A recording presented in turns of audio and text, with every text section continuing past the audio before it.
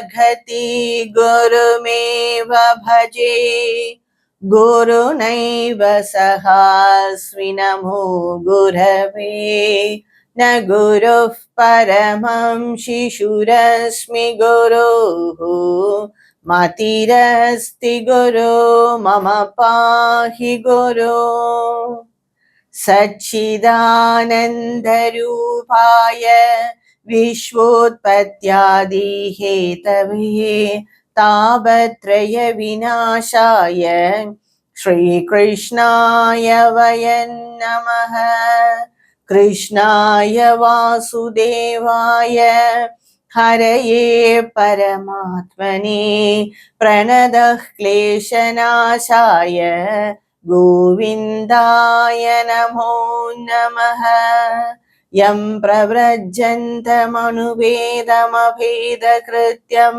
द्वैपायनो विरहकातर आजुहाव पुत्रेदि तन्मयतया तरवोऽभिनेदुस्तं सर्वभूतहृदयं मुनिमानतोऽस्मि नारायणं नमस्कृत्य नरं चैव नरोत्तमं देवीं सरस्वतीं व्यासं ततो जयमुदीरयेत्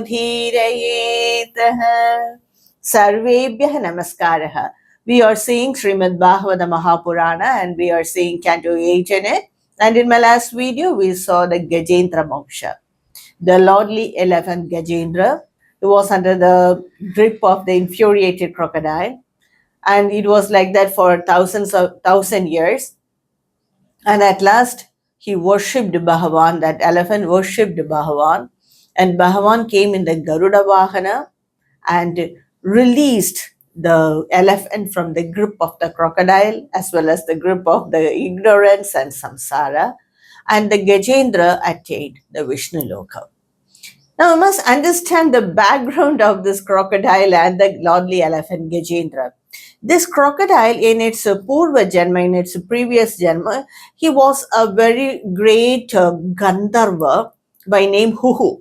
And by the shapa of Rishi Devala, he became the crocodile and was in that lake itself. And this Gajendra, in his previous Janma, was a great Pandya king of the Dravida kingdom. And his name was Indradyumna. And he was an ardent bhakta of Bhagavan Vishnu. Even though when he's the king, he always takes solitude and sit in a calm place, meditate on Bhagavan. And often he will leave the kingdom and go to some faraway places like the caves or some ashrama, sit there and meditate on Bhagavan. Like this, once he went to an ashrama and there in solitude he was worshipping Bhagavan Sri Hari. And he, in the morning, he got up and had his bath, completed all the regular rituals, worshipping Bhagavan. And he was sitting in a corner and worshipping Bhagavan. At that time, to that ashrama visited sage Agastya and his followers. But this king Indradyumna, he did not notice Agastya Rishi coming there. And he was sitting and meditating on Bhagavan. And Agastya Rishi got very angry because that king did not receive the Rishi and his followers. And he said that this indisciplined fellow, he is just very haughty like an elephant and Manda Buddhi also. That's why he didn't respect the holy man. And he pronounced the Shaba on that king Indradyumna.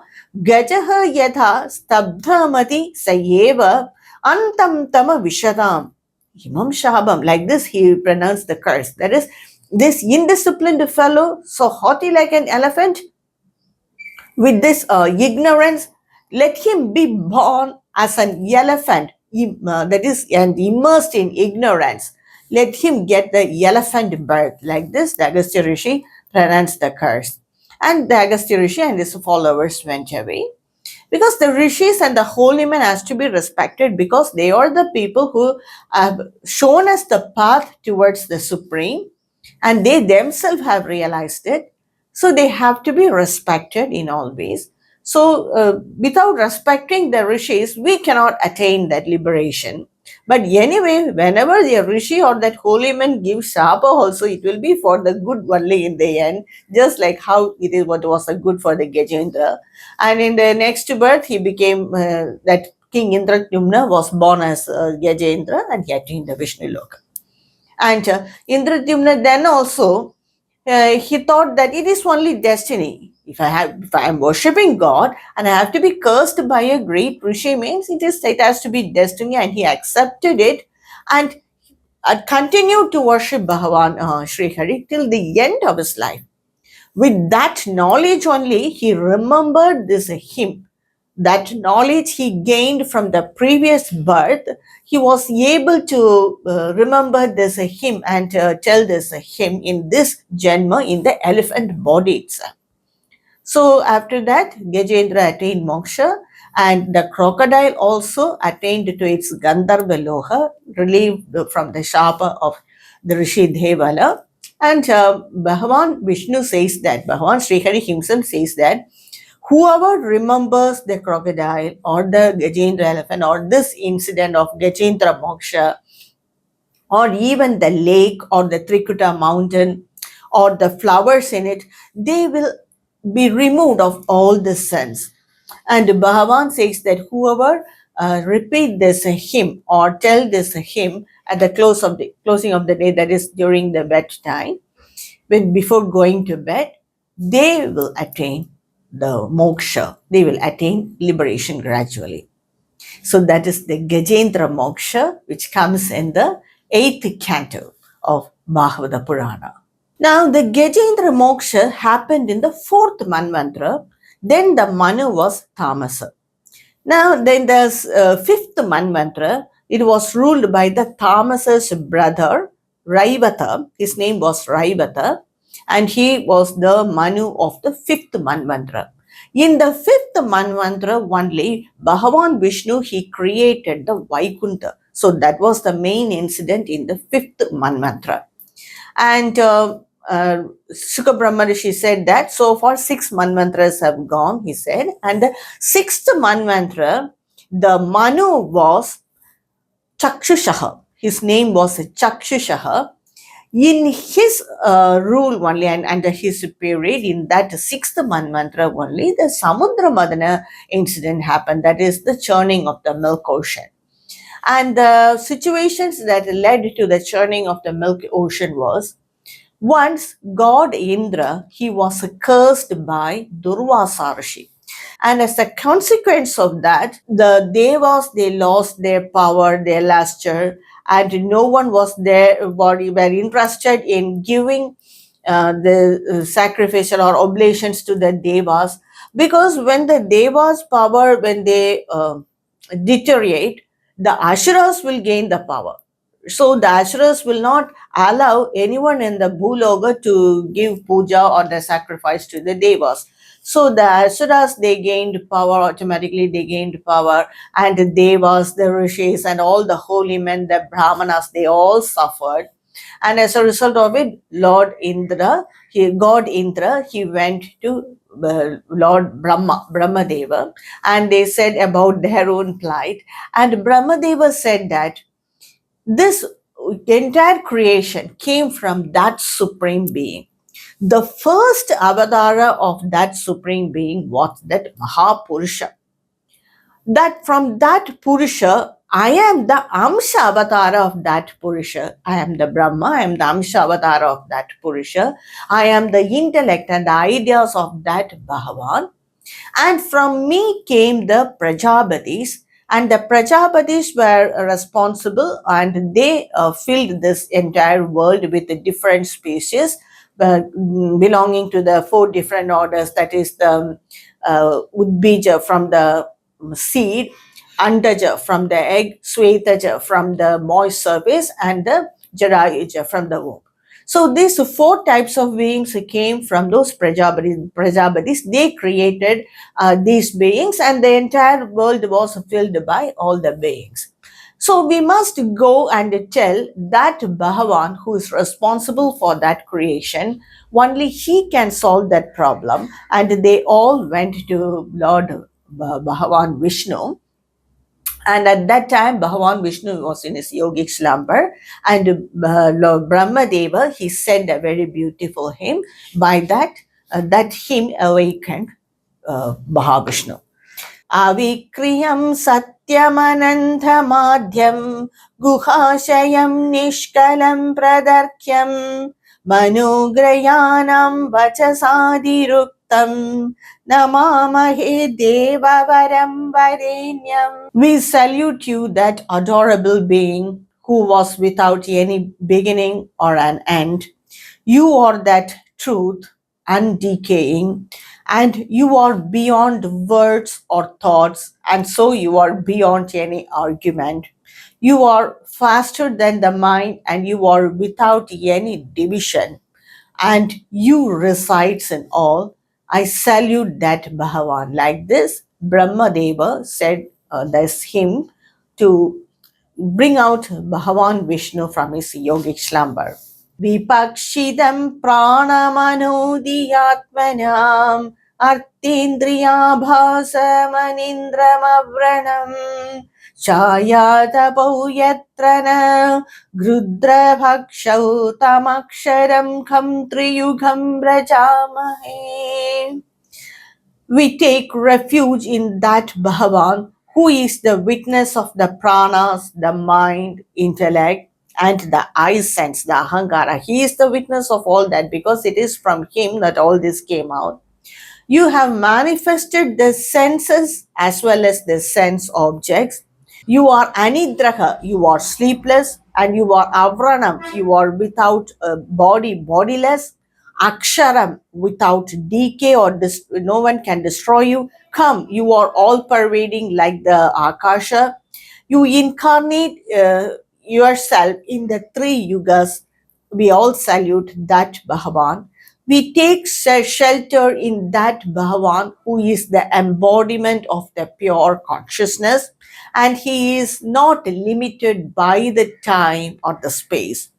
Nayasya kaschadidi tartimayam yaya jano muhyadi vedanartham tam nirjitatmatmagunam paresham namama bhudeshu samam charantam. That is your inherent power, Maya, that is responsible or that hides the reality that each being is that supreme consciousness. Your inherent power, Maya, hides it. And because of that, all the beings think that they are the body and mind. Actually, each being is that supreme consciousness. But Bhagavan's Maya hides that. It is his Avarana Shakti. And in that place, it projects the body and mind by his Viksheba Shakti, projecting power. And so we all think that each person is the body and mind. And no one can overpower your Maya, only you can overpower it. And you are all pervading everywhere. You are the witness of everything, but you are unaffected by it also. And Lord Brahmadeva said that the entire world came from that Mahapurusha. From your form only this everything emerged. From your mind emerged the moon, which is responsible for all the vegetation and which is responsible for all the plants and the trees and all. They all extract energy from the moon that came from your mind. From your face came the Agni. With that, we all perform the Vedic rituals, and which gives all of us the wealth and strength.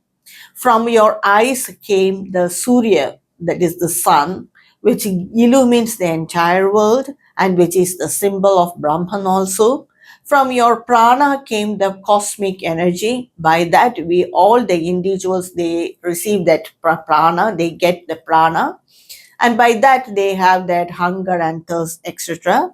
And from his power of hearing emerged the four quarters. From his navel came out the Akasha, and from his strength arose the Indra Deva. From his anger arose Rudra.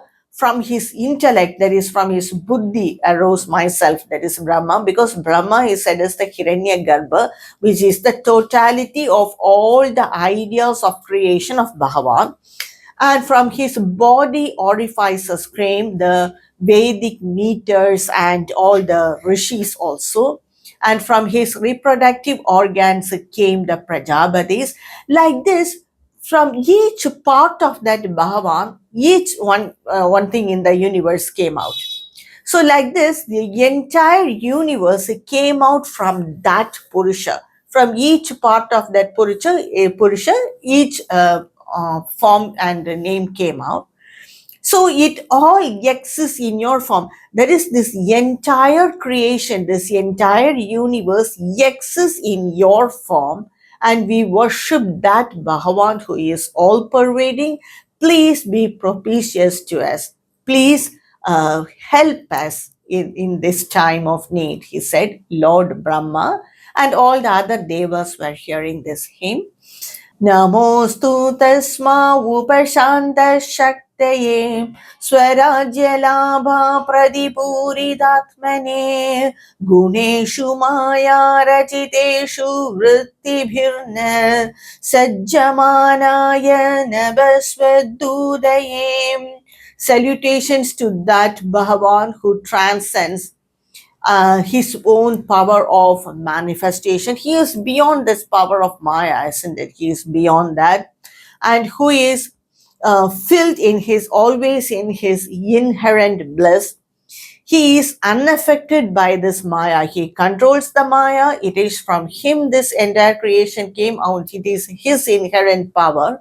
But he is not affected by his power of Maya or this worldly activities. तस्थै स्वेच्छाधृतैरूपै काले काले स्वयं विभो कर्म दुर्विषहं यन्नो भगवांस्तत्करोति. Bhagavan, from time to time you take avatars according to your will and to help us to come out from our problems, says Bhagavan Brahmadeva. Whenever Bhagavan has taken avatar, it is to help the devas and the rishis to come out of the power of the asuras. To help the devas only, Bhagavan always takes avatar, isn't it?